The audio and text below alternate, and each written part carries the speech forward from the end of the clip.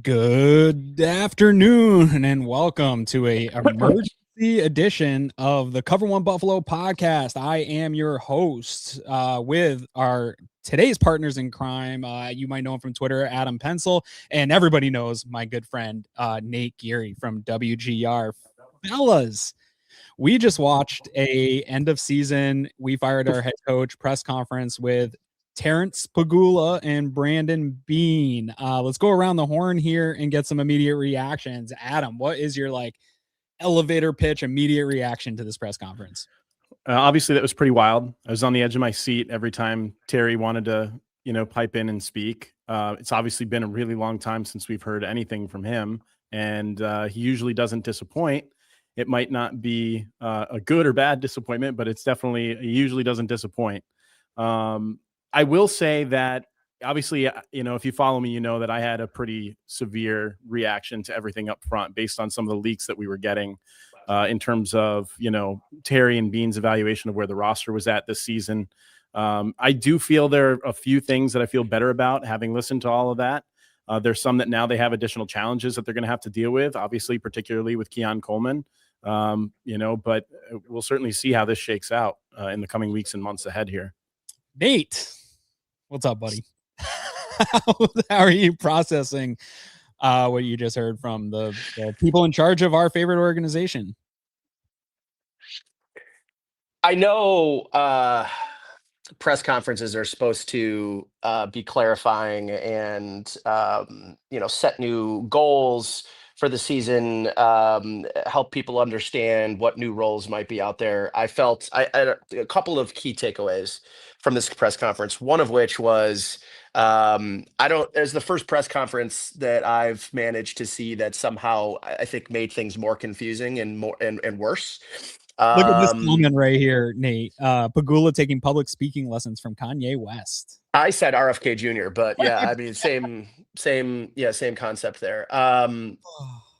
I walked away feeling that Joe Brady is definitely not going to be their next head coach, with a lot of just things that were said when you're throwing, and how you want to view the Keon Coleman comment. I think you could look at it a couple of ways. I think you could look at it as Terry probably something in between how Brandon had a later on in that press conference towards the end kind of say, no, it's still my pick. It's probably somewhere between Brandon's defense of it and Terry's initial sort of, comment about it being him being a team player. I mean, that's absolving the general manager of the pick is what that was. And he didn't say Sean by name. But I'm here to tell you that I don't think Sean has too many heavy opinions on wide receivers. I think that was more of a Joe Brady under the bus throw than it was Sean McDermott. I know everyone was kind of quick to say, wow, they're throwing Sean McDermott under the bus. That was not my takeaway. My takeaway was the offensive coordinator just got thrown under the bus. And that's the guy that is interviewing today for that job. So there just was a couple of moments in that press conference where that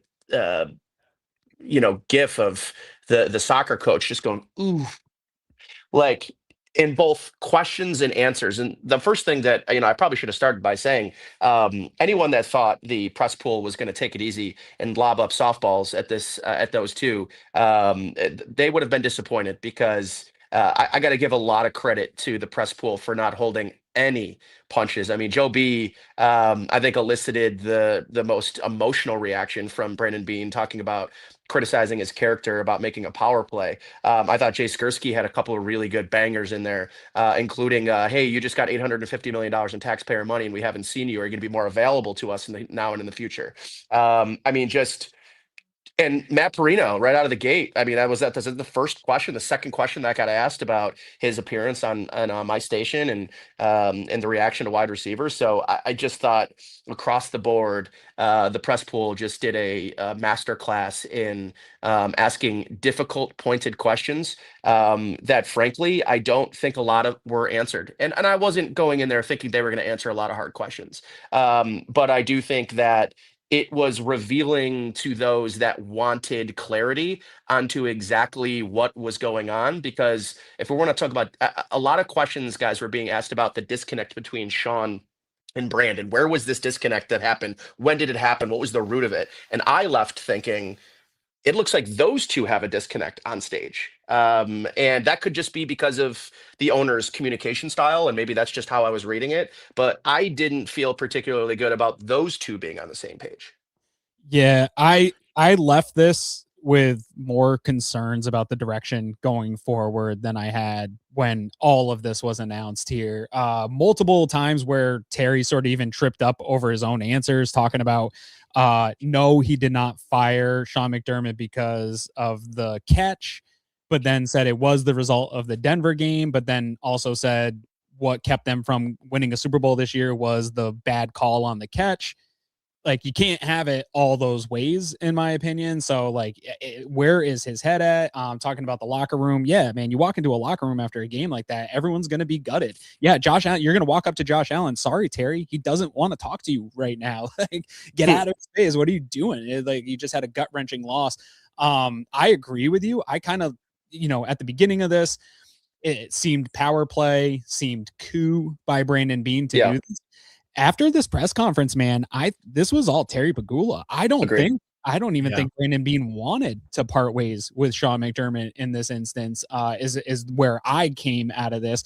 And this just doesn't give me a ton of confidence that Terry's going to be heavily involved in this process. I don't want him, the way I heard him speak, I don't want him talking to some young, cool 30-something-year-old offensive coordinator. Like, that would turn me off from wanting to be part of this organization. And I do want to, nobody's been a bigger critic of the press pool than me.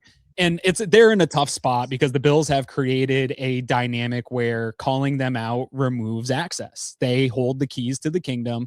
They have, and I've said it all along with Cover One. People always ask us like, oh, why aren't you guys, you have all this stuff to say. Why aren't you in the press? And I say all the time, I think not having credentials and allowing Boyko and company to hang those over our heads to deliver the message and ask the right questions, I think is actually a benefit to us. So to see those guys risk the future potential of access and things like that with this team by pushing some of those buttons that elicited some of the reactions that we were able to get, kudos to them.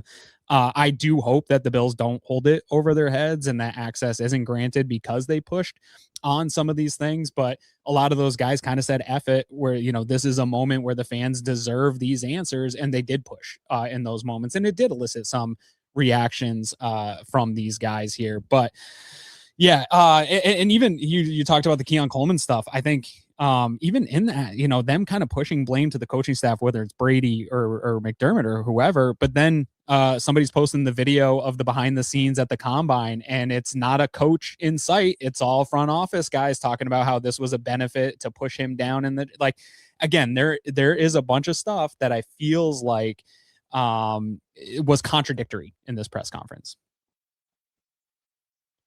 Yeah, Adam, I don't know if you want to hit it. Go ahead. I was going to say, on some level, I would say that, these things, there's so many different things that are determined in the margins, right? I mean, let's start with Terry's contradictory statements on, whether or not he would fire Sean McDermott based on the results of the catch or based on whether or not they won that game in Denver.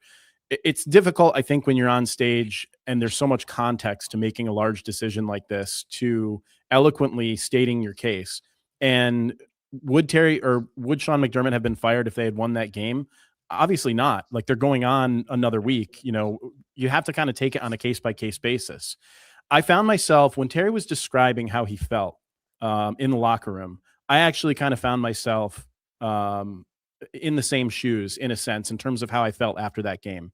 And, you guys know I've been a huge Sean McDermott supporter. I've been a huge fan of his for a long time. I believe he's a very, very good football coach. But even I found myself after that game wondering, man, what else can be done? I felt after the game that a change was definitely needed, but what are they going to do? Are they going to fire the offensive coordinator? Are they going to fire Bobby Babich? And does that really move the needle? And at the end of the day, you could analyze this decision up and down. You could look at data, you could look at resume.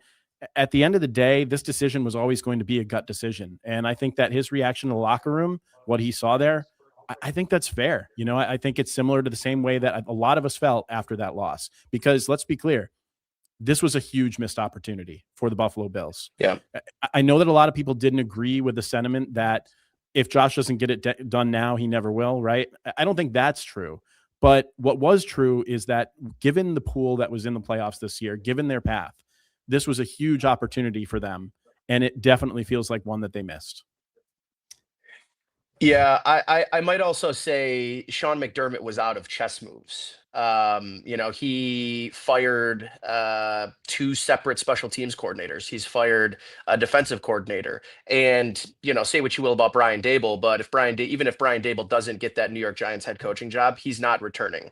And that's a Sean McDermott decision. So at that point, when you've given your head coach multiple opportunities to reshape his staff, but continue to get the same results. I had turned into, I think, a pretty outspoken Sean McDermott defender over the last couple of months.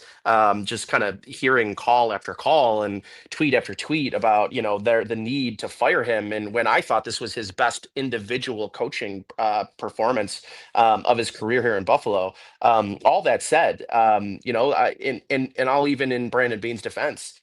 Brandon deserves an opportunity, I think, to pick a new coach. He didn't get to pick the coach. He was picked by the coach. And so I think for people like me that were, I think, misunderstanding the power dynamic, I still think that, early on in this structure that Sean McDermott probably had the final say. At some point that shifted. And whether that was after 13 seconds, whether that was a month ago. I don't think we'll ever really fully know that, but I ultimately do think Sean was out of moves to make. And I think you kind of got that vibe after the game when he's calling Jay Skursky, after the press pool, and kind of making it sounded like a final stand of sorts. I think that writing was, for me anyways, on the wall. So. Yeah, listen, I mean, I think we'll have weeks to dissect all of the intricacies, the gaffes, the eyebrow-raising comments from this press conference. But I think ultimately, where I think the biggest concern that lies for me now is what any potential damage at a press conference like this, and really the last 72 hours has created for the fan base, I think is in a vacuum by itself. Fans are still going to show up and they're still going to pay their PSLs and they're going to sell out that stadium September 11th next year or this year, whenever that opening game in the new stadium happens. But where my concern lied from today is about prospective head coaches and how much watching this, seeing and having concerns about what this new structure is or isn't, and feeling like a John Harbaugh's not taking this job. And I think you probably disqualified a portion of the pool that maybe you weren't going to even look at anyways, right? I mean, you're a Mike McCarthy act, are you even looking at someone like that? So, but I do think that if you're looking for a proven winner, a Tomlin type, and again, not necessarily Tomlin, but that type of head coach, I think it's very well that if it wasn't disqualified before, that the press conference probably disqualified their, any interest from a potential, established head coach in the league, looking at kind of what this structure is now and the questions I think we all have afterwards. Yeah, I'm with you guys on, I've been a defender of Sean McDermott. I do think he's a good coach. Brandon Beane sort of alluded to what makes a good coach, and it isn't just having a super good, really intriguing play caller, right? There's more to it. It is a CEO role, and I think McDermott handled that really well. When you look through the past, some of the painful losses, being able to handle that and get a roster back in play the next year, that's huge. Not losing your roster in those moments. DeMar Hamlin, that whole situation, moving stadiums in mid-season, like all those little things that it doesn't matter what your play call sheet is. You have to manage 90-something guys for 6 months every single year. There's something to that. But with that said, the failures over and over again for 9 years, that message starts to stale. Right. Eric Turner has talked about this. Like, how many years can you just bang your head against the wall with the same messaging, the same stuff? And so I'm fine with Sean McDermott moving on from this organization. To me, it was the lack of communications department and how they handled this and what came out. They didn't get ahead of the story. They allowed the Vic Carucci piece to come out. They allowed some of these other pieces to come out, and they did not control the narrative. And they allowed the narrative to become people like me, the loudest vocalist people on the internet, were controlling the narrative for 48 hours of this. And then you get them in front of the press pool And you got a guy like Terry who isn't articulate. Like, he's not going to articulate what he is even thinking very well. And so I think it has been handled poorly. This is still going to be one of the most sought after positions in football. I think they're going to still be able to have a maybe not their pick of the litter, but they are going to be able to, I think, be patient, cast a wide net on this coaching search. I think they're going to have a lot of really high quality candidates in here to do this, but I don't know if I trust Terry Pegula to make this decision. I don't know. I think I trust Brandon Beane to make a good decision. But one thing that really bothers me, I wasn't in agreement that this was their easiest path to a Super Bowl. The amount of injuries that this team took, the seeding, having to go on the road and do multiple road games to get this, traveling 6 days after a super physical game to a Denver team. Yeah, you went toe to toe with them, but the attrition battle, I think, was going to be too much for this team to overcome. What I need to see, and one thing I wished maybe that people pressed him Beane on a little bit more in this press conference was not just the comments that he made to Jeremy and Joe about the wide receiver room necessarily, but some of the comments that he has made in the past about, you know, the way that the the Rams handle business, right? He mocked the Rams years ago about this isn't a way to sustain success in the NFL, doing that type of stuff. He's mocked young fantasy GMs that want to make trades and do all this stuff. I agreed for a long time in the idea and the concept of long-term sustained success, giving yourself as many shots at it as you can. I'm past that. Josh Allen's about to turn 30. This roster is up against the cap. I played around with over the cap. We can get 50 million real quick. We can make a bunch of these moves. You can get even further than that. I'm done with it. It is time to take a page out of the Rams playbook. Empty the clip. Less need Howie Roseman, empty it. And whatever happens in 2029, the cap could be negative $100 million and you're totally screwed and the organization's screwed. I would rather that and know that they went all in on Josh Allen's prime and gave it the absolute best chance instead of being conservative and playing, oh, well, we can't go too crazy. We don't want to go too crazy. Unload the clip of future picks, unload your salary cap, push it all down the road, and let somebody else deal with 2029. If you don't go all in now, I have no respect for you. I also think it was maybe the only miss from the press conference for me anyways, is not getting that question asked, right? Because he's been very firm in the we can be aggressive now, but also have an eye towards the future. And I saw Howie Roseman this very week in his 2 weeks ago in his end of season press conference say, that's a myth. I can be as aggressive as I possibly can right now, doing everything I can to make this team better today, and also worry about what that means for the future. They're not mutually exclusive. And I think this GM has made those things very mutually exclusive. And I totally agree. I think if you're waiting around for what's going to happen in 2029, by then, who cares anyways? It will have been too late and it'll be someone else's problem anyways. So I 100% agree with you, Aaron. It's the one thing that I'm sure the next time that Brandon gets in front of a media closer to the combine and the draft, and once this new head coach is introduced, I do wonder if that's a question in the introductory press conference of this new head coach. Like, what is your appetite for doing what you have sort of said you haven't wanted to do all along, which is have a right now mindset? Because if I'm a head coach and you're bringing me in and a failure is Super Bowl or bust, then I'm not taking this job unless I think you're absolutely doing everything you can this year, exercising every opportunity, every option at your disposal. Why take the job? Yeah, I agree. Here, before we go further, let's get to some of the super chats here. Are we boned?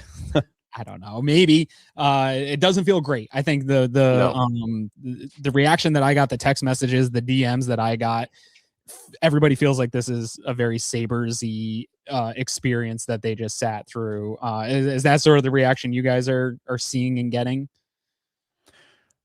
It's mixed. I mean, obviously it's the same owner, right? I think that there's some merit to the person that's in place. I mean, there are valid criticisms of Beane, just like there were valid criticisms of McDermott, but he has been a part of what they've built over the last, 7-8 years, whatever it's been. So completely boned. No, I don't think that, this can work. This doesn't have to go poorly. But it's going to, be determined by whether or not Beane really truly does have the freedom to operate the way that he needs to, has the final say, or a large portion of the final say in the head coach that's going to be selected to, lead this team through its next chapter. And that's all yet to be seen. Oh, we lost Nate, maybe. I don't know. Oh, yeah. We'll read another super chat here and see if we can get Nate back. Dave Arena, thank you for popping in. Notable to me that Pegula mentioned making the decision from the vibes in the locker room, and Keon speaks to that maybe McDermott having more roster input. Beane seemed genuine. Some may not agree with me. I agree with that. I was one of the hardest on Beane and calling it a coup and a power struggle. And Joe B asking that question, I think elicited a true response from Beane. Yeah. And I think that he took that personally. These guys, they spend a lot of time together. I think they are friends. I don't know that Beane walked into this situation this week as trying to, take more power. I think Terry just gave it to him. How about you, Nate? Where are you at on that? Yeah, I do want to mention, because I got disconnected there. Someone was trying to call me. Some of the reaction from I saw Mike Greenberg reaction that I think will probably ring pretty true. It's the leadership of the Bills has done the impossible thing, which is they've made the opportunity to coach a team with Josh Allen less appealing. I thought that was quite a reaction. But the guy that I have a lot of respect for, and if you follow me, you know how much respect I have for Mike Catalana of 13 Wham in Rochester. He said, first time in a long time that I felt like I was back in the drought days. This organization needs to hit a big home run in the head coaching search to not take a step back. Sean's gone, but the roster issues and salary cap problems are in front of them, and buckle up. Those are some pretty chilling, is to me probably a little dramatic, but I would say they're very mellowing. They're, again, people that Mike Catalana has been around this organization for 30 plus years. For him to say this is the first time it's felt like drought era was definitely, it made me feel a certain type of way. But in terms of Keon, Eric Wood has made a couple of tweets in the last hour, and I do agree with, is Keon has brought this on himself. The immaturity, being late to meetings. He's mentioned a bunch of times how almost it's impossible to be late to meetings in the NFL Right. because of the things that you'd have to miss beforehand in order to get there or to be late to those meetings. Yeah, I mean, was that the best way to go about it? Probably not. But I would be hard pressed to think Keon Coleman's on the opening day roster. I thought that at the end of the season, to be honest. So I think all today did was confirm that. Is that is anyone going to trade for him, or you just cutting ties? Who would watch that press conference and trade an asset for Keon Coleman? That's my point. Like, they just torched it. Whatever value he had, which was minimal at best, is torched. You're just going to miss $2 million or something like that, right? Is that what the... there's probably just add more dead cap to the, and I mean, the dead cap situation just at the wide receiver position is going to be pretty remarkable. Unbelievable here. Let's get to another one here. Patton, always with us, dude. Patton, appreciate you. Thanks for doing this, fellas. Thanks for being here, Patton. Like I say it all the time. Making content's tough, but we can't do it without guys like you that are always in here supporting us. Jason M, you were in the spaces I did earlier, giving us some love here. I wish Pegula would articulate his thoughts more coherently. What I gathered from this time felt different emotionally for the players, and a change at the top was needed for a mental reset. I'm kind of fine with that logic. Yeah, I don't disagree that it was time to move on. I just thought, and one of the guys in the press pool sort of alluded to it, that the successes and the failures of Beane and McDermott were tied to both of these guys, and the idea that you picked one over the other and very much defended Brandon Beane and sort of threw Sean McDermott under the bus in a lot of ways in this press conference is, I think, what doesn't sit well with fans. What do you think, Adam? Yeah, I mean, there's certainly part of that. I felt like it was actually a little bit redeeming. I mean, Terry's the one that did the throwing of under the bus, right? I feel like Beane did his best to kind of take accountability for some of the things that have happened there, over the last little bit. And I mean, I agree with what Jason's saying there. And what I came away from this is that, again, Terry talked about how he felt looking in the locker room. That was the primary focus of his decision-making in terms of, letting go of Sean McDermott. And I think for that reason, like you're saying, or I think you made that point earlier, Aaron, it seems like it even may have surprised Beane a little bit.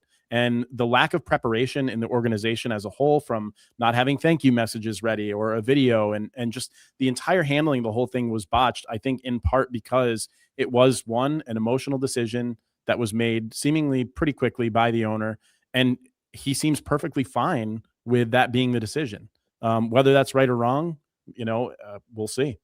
I want to tie it into this other super chat here of didn't consult Josh before making the decision. He'll move on from Buffalo in 2028. My friend Greg Moyer from Left Turn has been saying that Josh is going to retire early for years. And I used to laugh at him, and I texted him the other day. I was like, oh, it's getting closer than ever. But this is my problem. And somebody pressed him on this too in the press conference, that when did you make this decision? It was right after the Denver game.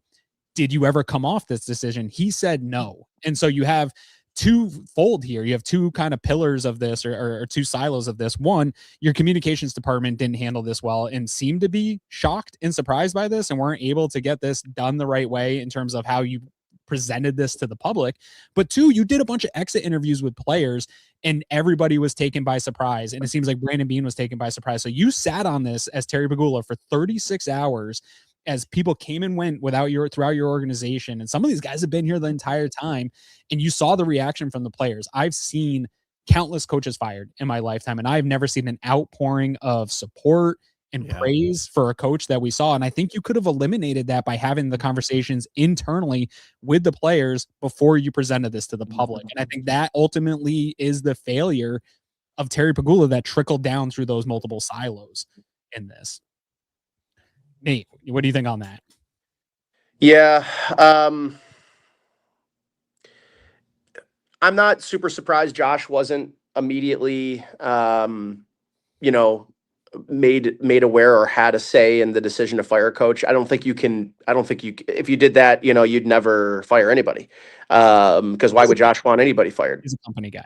Yeah. And I think it's kind of unfair that Josh has been put in this position anyways. And so that's one thing, but I do think it's important that he is going to be involved in the coaching search. I'd imagine that it's going to be a couple of days here for Josh where, I know he's very close with Sean. Sean was at his wedding 6 months ago. I all in all, am I worried about Josh Allen, in the future? I think they should worry about Josh Allen in the future the same way all of us should. The team should, and Brandon Beane should act this way. That if we're not doing everything we possibly can to help Josh Allen hoist a Lombardi trophy and a Super Bowl MVP, then why would he stay? And I've long maintained this, regardless of who's the general manager, who the head coach is. Josh isn't leaving. People worried about him potentially leaving or not wanting to do this anymore. I don't believe this to be the way that Josh would operate, which would be, I'm leaving this situation because of a general manager. I'm leaving this situation because of ownership. I think he would have a very tough time leaving this fan base and turning his back on this fan base. Much like Sean McDermott, I think in that way, they're both very much built the same way. Their DNA is built in that same sort of ilk. Like I think he would sooner retire and walk away from the game than it would be to tell this organization that he would like to play elsewhere. I could, turn out to be wrong in that 3 years from now, but I feel pretty strongly about that. I think that largely depends, Nate, on how the performance is over the next few years, right? I mean, they've done a lot of winning in Buffalo. Sean and Josh together, and winning solves a lot of things. It masks any kind of deficiencies or negative feelings you might have on certain different areas of the organization. Losing can change a lot. And that's why this next hire, that's why Brandon Beane has such a huge job ahead of him, getting things right in the salary cap, getting the right talent pool in here, and making the right decision on this coach. Because you're right. As I sit here today, it feels like there's no way that he could turn his back on the fan base, the city. He's just that type of guy. But, he's not getting any younger. He understands that there's a biological clock too. And, if they don't have the same levels of success over the next, 2-3 years that, they've had over the last, 5 or 6, since 2020, those questions are probably going to start coming up. Yeah. Or if the results just continue to be the same, where he has to get up to the podium and crying about how defeating the loss is. Like maybe swapping out Sean McDermott changes some of that, but maybe it doesn't. And that is my concern of the soul crushing things. Like, how many times can a generational talent go through some of that stuff? We've seen it with the Sabres. There was guys that fell out of love with hockey, go on, like they also wanted to do well for this organization. They wanted to do well, and then eventually go on and they win elsewhere. And so there is a little bit of that Sabres-y-ness to this. One thing that was really good to hear from Brandon Beane was that idea of like, hey, we got to do everything to make this right for Josh Allen. He specifically said that we got to get it right for him, whether it's the weapons, the coach, whatever it is, it has to be all done for Josh. And I hope that the words match the actions here this offseason with getting really aggressive to do that. We have another one here. How the dismissal was done was not appropriate given what Sean has done for the team. In the city of Buffalo, like you said, controlling the narrative is what needed to be done. Shame on the Bills PR team. Yeah, it was a all-time bungle, I think, on PR of this to not get out ahead of it. But again, Terry maybe held on to this for 36 hours and then blindsided everyone in the organization is sort of how I took this press conference. Right. Yeah, that's certainly what it feels like. I mean, like we said, the surprise even seemingly on Beane's face, in this press conference. I mean, Terry stated it himself. He gave us a timeline of events. So, the direction, the way things were handled starts to make a little bit more sense now. I will say, as crazy as it is, the types of stuff that comes out of Terry's mouth every time he gets in front of the public, the comments that he made on Keon Coleman, I made this point earlier. It's very, very rare that you get any kind of insight into how decision-making happens inside an organization, especially when it comes to particular players. And maybe this was something that he will probably wish he could take back, but I felt like it was pretty refreshing to hear his, process, not his process, but the team's process behind that Keon Coleman pick. And I know that there's some people who are feeling like it could be ingenuine, but I don't know. I didn't get the sense from either of those two people up on that podium that, they were trying to pull the wool over our eyes on any of the things they were saying. And it was certainly refreshing to hear, to get that kind of insight as to, what happened there. Yeah. And I gotta jump after this. So I do want to get one thought on this because I like Adam's point on this. I agree on the sort of, opening the hood for everybody a little bit. But I also think that it probably, and if they weren't going to hire Joe Brady, then it doesn't matter. But I think there was some damage done. And if you're Keon Coleman, I mean, your name was the only player other than Josh Allen brought up on that stage. Why would you? And, maybe if you're Brandon Beane, it sounded like, he talked about the slot. He's a second-year player. We still believe in Keon. If I'm Keon's agent, I mean, I'm surprised I haven't seen a tweet from Keon's agent yet, basically demanding a trade or his immediate release. Like, I get where the positive of that is feeling like, okay, well, they're kind of telling us a little bit about what it's like inside of a draft room when you've got a draft board and how one person isn't making rankings. It's the collective coaching staff, scouting staff. Everyone has an opinion, and that opinion can change the guy that ultimately pulls the trigger. But I do appreciate, I think Brandon realized that, I think it was Matt Perino that was like, this, just so you know, like what Terry said 20 minutes ago is basically running on Twitter. And he was like, well, I just want to make sure everybody knows, like, I did make the pick. Sean didn't make the pick. No one else made the pick. Right. But I do think that it's kind of what you get when you don't have the most, how can I say this, prepared plan going into that press conference. I think it went off the wheels a little bit. Yep. Yeah. Oh, thank you for your time, dude. My pleasure, guys. Adam, great to see you, buddy. You too. Thanks, Nate. All right, man. Have a good one. All right, let's keep going here. Thank you, Mira Patel, for that. Patton also coming in here, sitting with intense emotion is a skill. It's why I'm aging like milk. Same. Staying present and making effective decisions in those environments is a skill. Unfortunately, it appears it was a factor. This is a tough business. Guys get it wrong all the time. I do think Terry talked about, in his praise of Brandon Beane and why he gave Brandon Beane that title, talking about, I thought this was a little weird, saying, oh, look at all the people that have come through this organization because of him. Joe Shane hasn't done a great job. Like he got Jackson Dark, but that isn't necessarily a stable, good organization down in New Jersey. Obviously Dan Morgan's done okay Panthers got to the postseason here, but that's not like a shining example of an organization. Brian Gaine didn't last long when he left. So I do think some of these guys are really good. I think Terrence Gray is actually a guy that should be considered for GM jobs. I think they're going to have a tough time keeping him. So it's not all bad, but I think maybe there was a little bit of self puffing up about what's actually in the building and how successful those things have been. And maybe that some of those guys might have gotten jobs because of Josh Allen and the success on the field the teams had. Right. I mean, obviously winning, people want to take people from winning organizations, not losing organizations. And, Right. you know, when you have that type of success as an organization, people are going to look your way for people when they're wanting to rebuild. You know, obviously Terry is the only one, not the only one, but Terry's back there seeing how they operate, and he's going to make those decisions based off of that. But it did feel a little bit like that was, you know, a spot that was overinflated, you know, on Padden's, you know, point there. I mean, it was definitely interesting how challenging it is for, you know, Terry to sit up there and make points that are fully coherent and not get into things that maybe he shouldn't. I mean, he even I was shocked that he got into divulging publicly that there were, you know, family issues, you know, even, you know, as he was kind of pressed in part of that, if I was interpreting that correctly. I mean, did you get that sense too? Is that what came out of that? I think by family issues, I think he was alluding to everything with Kim, right? Like, and all the stuff that's going on there. I think that's a lot on the family, and my heart goes out to them on that. I'm very critical of Terry just as a Bills owner. I don't know him as a person.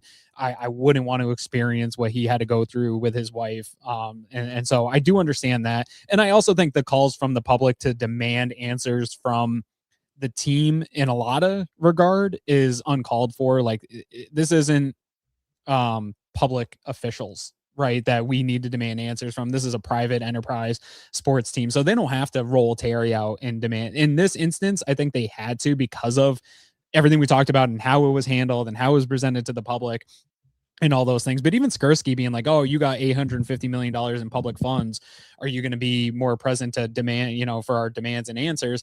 One, that's a little bit misleading. It wasn't $850 million in public funds, right? There's a lot of nuance to where that money comes from and how it's presented. And even if so, like, you don't demand that from every CEO that gets like, we don't put Jeff Bezos on press conferences because every time he builds an Amazon warehouse, they get public funds. That's just not how it works. And so I am glad Terry came out. All my criticisms of Terry are that I don't trust him to do the right thing, and he doesn't sound articulate when he speaks, but I do think he's a sincere person. I don't think he's trying to BS anybody. Right. No, that's 100%. And, you know, ultimately, I like trying to focus on the things that you can control, not the things that you can't. And whether we like it or not, we're stuck with Terry. So I don't want to sit here and panic about this decision. You know, they obviously, you know, Terry did hire McDermott and then brought Beane in, and this whole thing has gone well. So, you know, this doesn't have to go poorly. And, you know, I'm going to grade this in retrospect, not sitting here now today. Yeah. Welcome into the panel here. Producer Colin Ritchie. Everybody loves Colin. What's going on, Colin? How you doing today, buddy? I mean, my day's a lot better after that very entertaining hour of media we just had.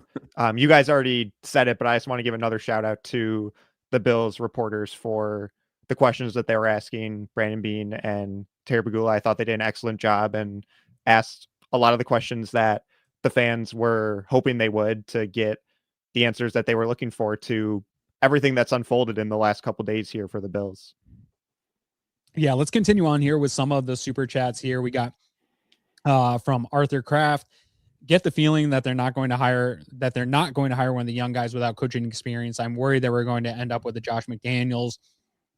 And then he also has another one here. No, that's somebody else. I don't think they're going to end up with a Josh McDaniels. I don't think Josh McDaniels will ever be a head coach again after what he has done in the league. But I do think some of the guys without head coaching experience, probably are just favors to agents. Like, I say this all the time with people being scared that a Bills offensive coordinator is going to just be a one and done thing. That's rare. Really, like, it usually goes in the Joe Brady cycle, right? Where you have a good year, you maybe get one interview, then you have another good year, and the next year you get more, and like maybe they're gone that second year, but it's usually a 2 to 3 year window.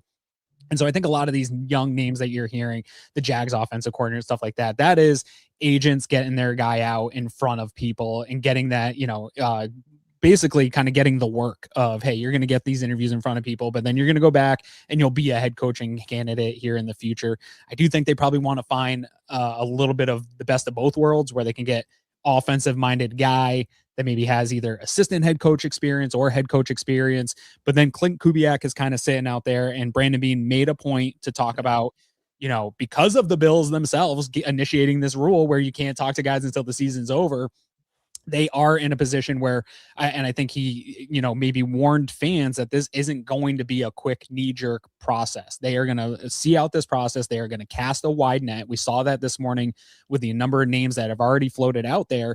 Plus, there's going to be guys, and he already said there's going to be guys that are already in the process of, they're playing in the playoffs, and we're going to have to wait for that process to stop.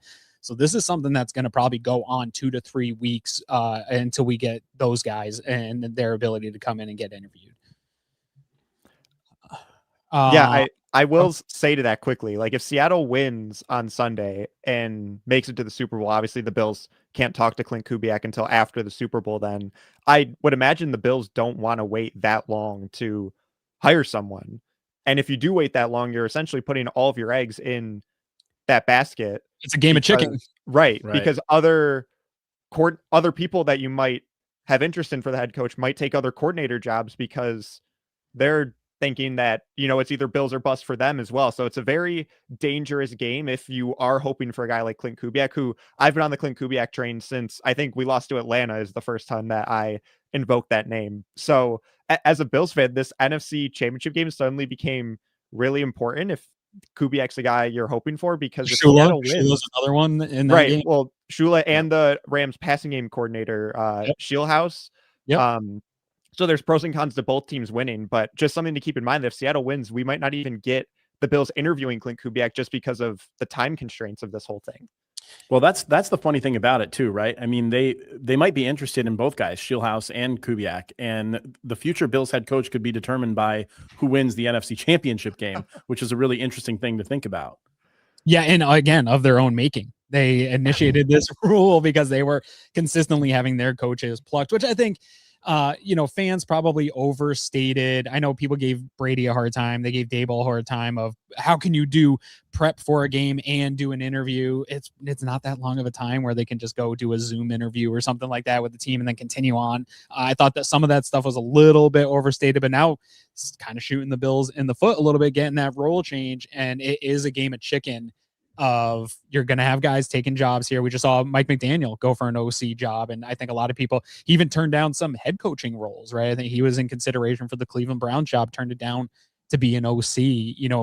Brian Dable, whatever you want to say about Dable, he's gotten multiple interviews for OC jobs. So that might be one that pops off. What was that, Colin? Diana Rossini an hour ago, right before the Bills press conference started, said that Brian Dable wants the Bills head coaching job, but if he doesn't land it, Dable's expected to wind up in Tennessee as the offensive coordinator for Cam Ward. Yeah, makes a lot of sense, right? There's going to be jobs available, and honestly, I think some of these coaches will leverage that against the Bills in the upcoming weeks of like, hey, if you're gonna just put me off here, I'm just gonna go take this other gig, and it's going to be really interesting to see how they wade through this. And it will be very telling that if this goes on for a couple of weeks, as say Seattle continues on a Super Bowl run, I think where their target is going to be if no news happens here over the next couple of weeks and they really are waiting for it. But gosh, I couldn't imagine a situation where they wait on that, don't know if he's also interested in being the head coach of the Buffalo Bills, and then they get caught with their pants down in a situation where the one guy that they were targeting actually doesn't want it. We saw Ben Johnson turn down opportunities to be a head coach and wait it out to pick the right spot. I think everyone wants to coach Josh Allen, but you could have watched this press conference if you're a coach and feel like, stuff's a little shaky over there. I don't love that salary cap situation. They got a lot of aging players. You've seen a GM make a lot of excuses of why he can't go get a Jamar Chase, or why he can't pull the plug and trade a first for Jalen Waddle to get me the resources I need. You could have some of those conversations sort of going on in the background. And so it'll be a very interesting game that they're playing here, balancing all this time. We got Sespinar, always in here. Appreciate you. Anyone who has followed the Sabres through the drought has confirmed everything that we have feared. Yeah. I think Mike Catalana's tweet that Nate Geary referenced, spot on. Like, I think some of the points and talking points in this press conference were revealing. I think, Adam, like you said, it showed us a little bit of, how the sausage is made, and those things are cool, but I don't think it elicited confidence in anyone in the fan base right now. How about you, Colin? We haven't heard much on the confidence side from you.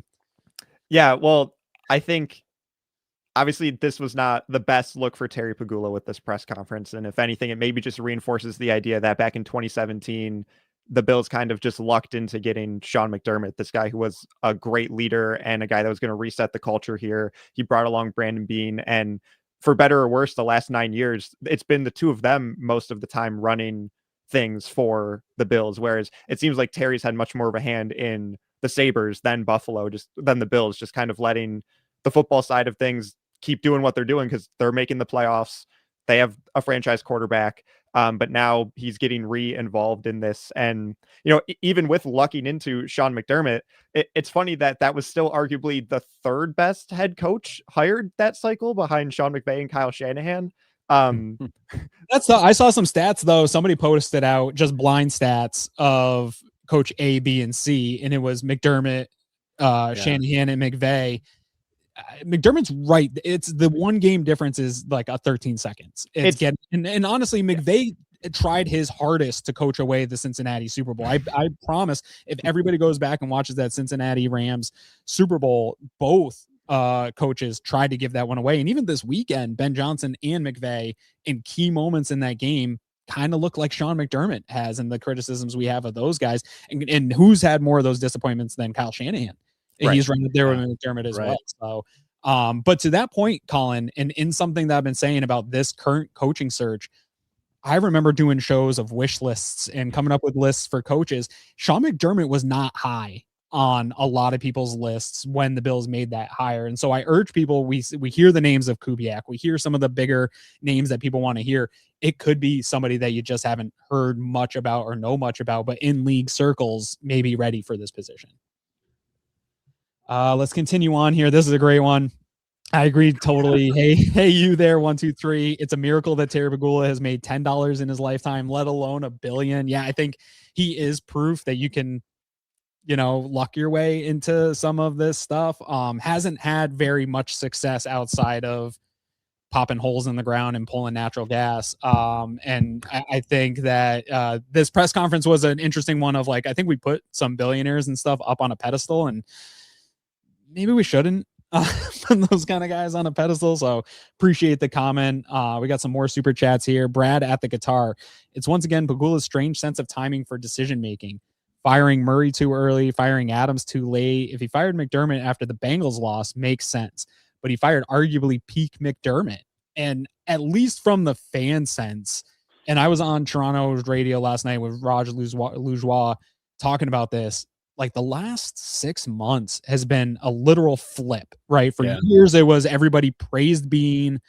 Beane's a wizard, fire McDermott. And then you had this flip in this past season where everybody thinks Sean McDermott has never done more with less. Everybody was on board with him.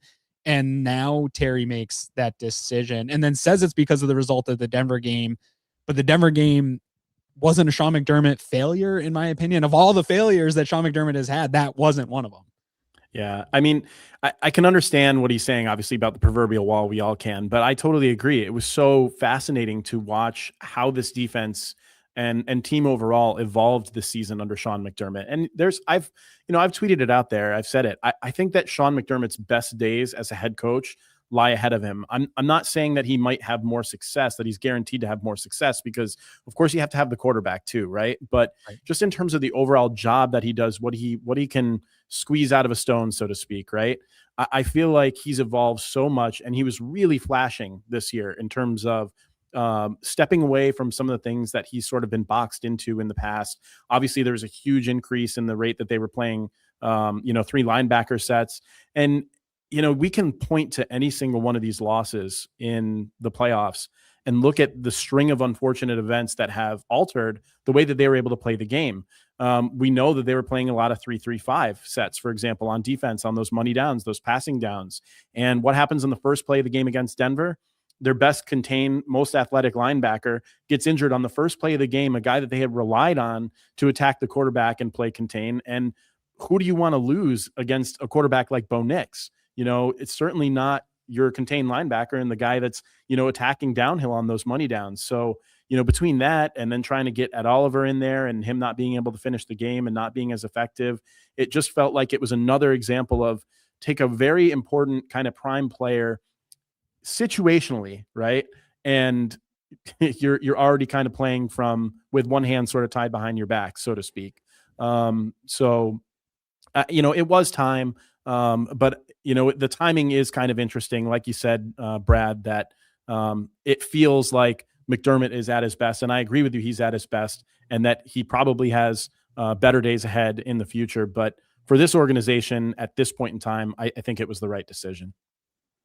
Yeah, I mean, and to that point, you can look at so many variables that went against the Bills in that Denver game, between the Dorian Williams injury, Trey White getting the air knocked out of him, and Dane Jackson has to come in for a play, gives up that touchdown.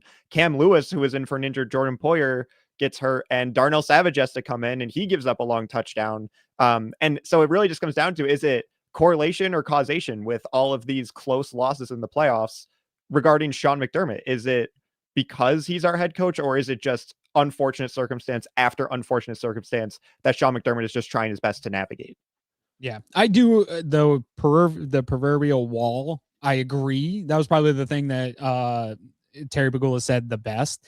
And it does feel frustrating to continue to get the same results over and over and over again and run it back. And I do think the message stale. So again, my issue hasn't been that they fired Sean McDermott. It was the how, right, and the timeline and the handling of it. And it seems like it caught that Bill's communication and PR didn't have, not only they did not have the pulse of the fan base, it didn't really feel like they had the pulse of the locker room. And that to me is a red flag concern. Like all the red alert were going off in my head of like, man, they really are just totally disjointed there at One Bills Drive. Here we got Sir Matt's was 1975. Everything went downhill. The sad issues of with the sad health issues of Kim. She was the driving force and way better than Terry. I also think Terry has some health issues. Not going to speculate there. Definitely terrible what happened to Kim. She definitely had a huge role in this organization. And I think organizationally, from people I've talked to, that loss has been felt of her not being there and being involved in the organization.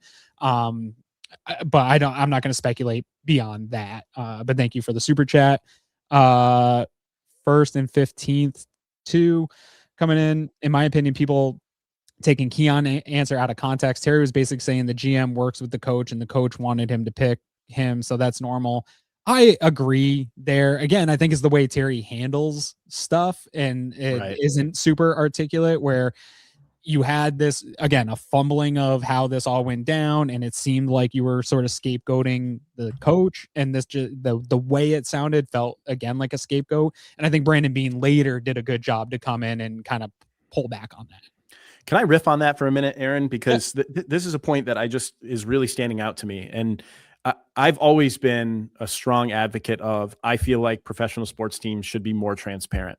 I feel like if you want fan engagement, if you want people to even be more invested in what you're doing, give them the tools, the content, the insight, and the access that they need to really understand what's happening. And I understand from a standpoint of maybe trying to make certain jobs easier in the building, that this isn't always the most preferable thing to do. But, I don't know how much this really needs to impact Keon Coleman and his agent. There's no secret that the fan base, the organization, has been unhappy with him. He was benched twice this year. The talk about him being a controversial pick has been going, ever since last season. And, he did nothing this season to quell those concerns or those conversations. And so to have this conversation and say, well, the pick was actually on the coaching staff in the press conference, or at least they had a strong hand in it, I don't think that has to be a thing that derails their relationship with Keon. I don't think it has to be a thing that derails anything else in the locker room with other players. because these are all known. We didn't know how they arrived to the pick, but the fact that he's having issues as a player and is not living up to the expectation is nothing new and nothing a surprise, right? And so I just feel like teams can overcome this stuff a lot easier than I feel like is sort of led on or discussed by the media and the fan base alike. And we'll see how it looks this year. Like you said, the one thing that it might do is sort of torpedo any trade value that you have for him. I mean, that's certainly part of the threat of being a little bit more open in these discussions. But, what was his trade value to begin with at this point in time, right? And ideally, what you're going to be trying to do with a player like that is get an offensive coaching staff in here that can flip this guy around. And, very well likely that, we could see something like that.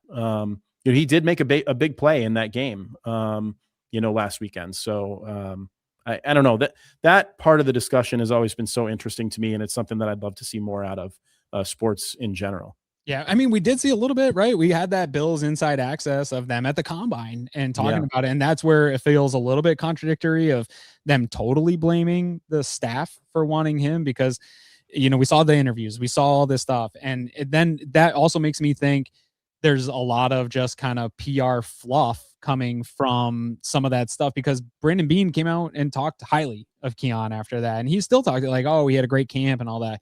I thought Anthony made a great point. Anthony Prohaska, when we did our live show at Southern Tier on Keon Coleman and this was my frustration with the pick at the time, super raw prospect. We knew his deficiencies and we knew this was a project, right? That wasn't going to be a insert year one. This guy's going to change the offense. This was a 3 to 4 year development thing. And I know that there are instances where we see guys drafted and they make immediate impacts, even later picks. The average isn't that, right? The average is sort of maybe the Dalton Kincaid route where it takes 2 to 3 years, the Greg Rousseau route where it takes Ed Oliver's another example where more often it's a 2 to 3 year development of getting rookies in and them kind of hitting their ceiling. Keon didn't do himself any favors by missing meetings, by being a guy that wasn't available to his team, letting his teammates down. And like Eric Wood said, really hard to do. So there is some maturity issues there that got missed by whoever was the staff, the GM, but ultimately falls on Brandon Beane's plate here. I don't know. I know Nate said like Keon's definitely gone. I don't know that that's the fact. I think that they are probably stuck maybe with him. They're going to have a lot of dead cap hits, I think, with the roster turnover that's going to occur, especially trying to get into the salary cap position that they're going to want to be in to strike. There's going to be a lot of that anyway. I don't know if they want to add to that here. We got another one from Jason Brown. I was hoping that shortly after the draft that Terrence Gray would be announced as a GM. Doesn't seem like that's going to happen. Yeah, I think both my predictions after the season or after Sean McDermott was fired, that I said my initial reaction was that it would be a internal promotion of Joe Brady to head coach and Terrence Gray would step into the GM role. It doesn't sound like either of those things are. So I think my initial prediction is wrong, but I do think Terrence Gray is one of those guys. I don't know if it'll be this cycle, but he's going to be the next guy to open up. I don't even know what GM jobs are available right now, even. The Falcons had one. I don't remember if I think they hired someone for that. Yeah, they did. I just don't remember who it is. There's a lot more coaching vacancies than there are GM ones. So that is just going to be a matter of. That might still be open, actually. Oh, is it still open? Oh, you're right. Yeah, my bad. It's crazy that they hired a coach without a GM. Yeah. Wild. That is the finest way to stay middle of the road, in my opinion, in my estimation, is to not line those things up. And then we got another one from Jason Brown. Terry needs to be better prepared for pressers. Let's be thankful of Terry, though, because without him, this team would be in Toronto. Yeah, I agree with that. And we have had success here. And some of that is, as hard as I am on Terry Pegula, one thing that he does do, and the both McDermott and Beane have praised him for this, he gives the resources that the team needs, whether it's his access to his jet, whether it's cutting checks, early on being able to pay that dead cap money, willing to pay Rex Ryan to not coach, willing to pay Stephon Diggs to not be here. Like, he has given them the opportunity to make moves. He's given them the opportunity to fail and use his own money in failing their way through this. And so that, I do think, deserves more credit than he actually gets on that. All right. We're about at an hour here, and so I'm gonna go around the horn. I still got stuff to do today, man. This Bills team has really just like ruined my week. My poor clients. All of my clients have been put on hold here this week, so I do got some work to go do. But let's go around the horn here, get some kind of last thoughts on how this went today, the state of the organization, and kind of what you expect here going forward over the next couple of weeks. We'll start with you, Adam. Well, obviously it sounds like they're starting interviews today. Interestingly enough, I think we'll start hearing maybe about second round interviews, hopefully next week. So time frame wise, I can't, my prediction on this is I don't think that they're going to be waiting until the Super Bowl to make this hire. I don't think they have the luxury of doing so. I think that they are going to maybe wait until this weekend, pull what they can from, the remaining staffs that are now bounced in terms of interviews that they want, and then get through a second round next week. And, we'll see, maybe at the end of next week, we'll know who the future coach is. But, overall, I felt like I came out of today feeling a little bit better about the situation with Brandon Beane at the very least. There's definitely certain things that, we still need to be concerned about moving forward. But I'll reiterate, I said it on Twitter, I'll say it here, or X, whatever you want to call it. This doesn't have to go poorly.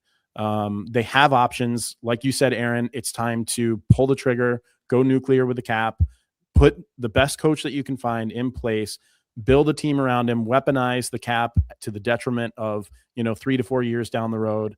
It's going to be especially important with the brutal schedule that they're looking at this season. And those are a lot of levers to pull. And it's not common that teams string together the amount of concurrent success that the Bills have had since 2020. It's extremely rare. So they have a lot of things they need to get right. There's definitely room for concern, but that doesn't mean that it can't go well. And, we'll see the decisions that they make on the way to that one at a time. Love it. Colin, kind of where you at, bud? Yeah, I'll agree with Adam that I think we'll see the hiring sooner than later. Definitely before the Super Bowl would be my prediction. And the biggest thing for me when they announced the Sean McDermott firing was the fact that Brandon Beane got a promotion out of all of this, right? But maybe after seeing Terry Pegula today in a lesser of two evils scenario, like Brandon Beane is the one heading this new head coach search and the coach is reporting to him rather than the coach and Beane both being on equal playing field with Terry. So whether you view that as a positive or simply just a lesser of two evils scenario, I feel more confident in the fact that Brandon Beane is seemingly leading this search, and that Terry emphasized a couple times that Josh Allen would be a part of that discussion as well. So, you really have no choice but to just try and be optimistic that they'll find the right guy. And like Adam was saying, it doesn't have to go poorly. Yeah, I'm still optimistic. As long as Josh Allen's slinging the ball, I'm going to have some optimism. He's still going to be, this is despite the vibe on Twitter or wherever you get your news of the Bills right now. I think league wide, this is still an organization that has a bright spot in terms of people would want to coach it. I agree with you guys. I don't think they can afford to wait until the Super Bowl. The East-West Shrine game is on the 27th.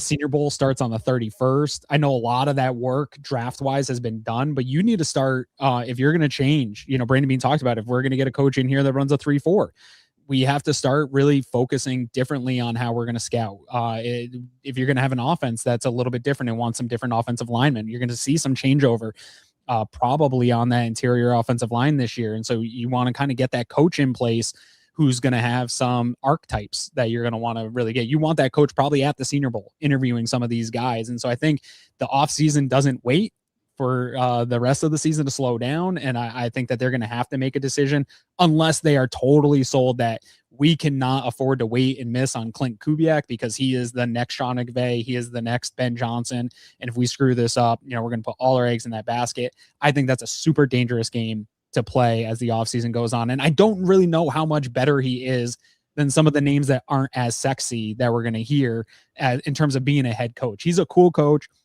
The success in Seattle is very much Mike Macdonald in that defense success. Like Kubiak's done some good things. Adam, I know you're a data guy. Like the Seattle offense is kind of middle of the pack in a lot of the stuff they do. And granted, they don't have Josh Allen. I get that. But they have a lot of pieces over there. And he isn't some couldn't come in here and just totally unlock everything. I like the idea, but I don't know that you can sit around and wait. You're going to have to get this offseason is so important to the direction of the next 2 to 3 years, which to me is the window. That's really where I'm at. That's kind of my final thought on all of this. You've made the move. You've ripped the Band-Aid off. Sean McDermott's no longer here. Brandon Beane has made lots of excuses over the years and really poked fun at teams like the Rams, like the Eagles. He said publicly, "Oh, I'd love to be able to be in the position that the Bengals were in and get a Jamar Chase." Well, you know what? You know how you get in that position? You mortgage the future and you go up and you go do it and you get those guys. And so I'm hoping you come in, you get the right guy, and you guys get so aggressive in the next 6 months to get Josh over the hump here. But until then, folks, you are going to be covered in every aspect along the way here this offseason. I know Greg is already hard at work getting his salary cap stuff going for the salary cap extravaganza. As soon as we get a coach, you know Eric Turner is going to be breaking down the X's and O's of what that coach is, what archetypes to expect, what type of defenses to expect. So if you haven't, you're here, please go ahead and subscribe to this channel. Make sure you click that notifications button so that every show, whether it's Cover One Buffalo, Film Room, Turf to Tape, no matter what it is, you are getting notified when we go live. Because I think we do a lot of great work during the season, but I think what separates Cover One from a lot of your other outlets is the off-season work that we put in, the draft, free agency, salary cap stuff. So you're not going to want to miss it. Make sure you're following across socials, and while you're here, also toss this video a like. It helps us a bunch. Papa, even just say algorithm love in the comments. It's going to do us a ton of favors here. But guys, I appreciate you joining us here early afternoon on a Wednesday. We're all a bunch of masochist sickos for this team, and that's all right. That's why people love us. So on behalf of Adam and producer Colin, I am Aaron Quinn. You've been listening to Cover One Buffalo, and we are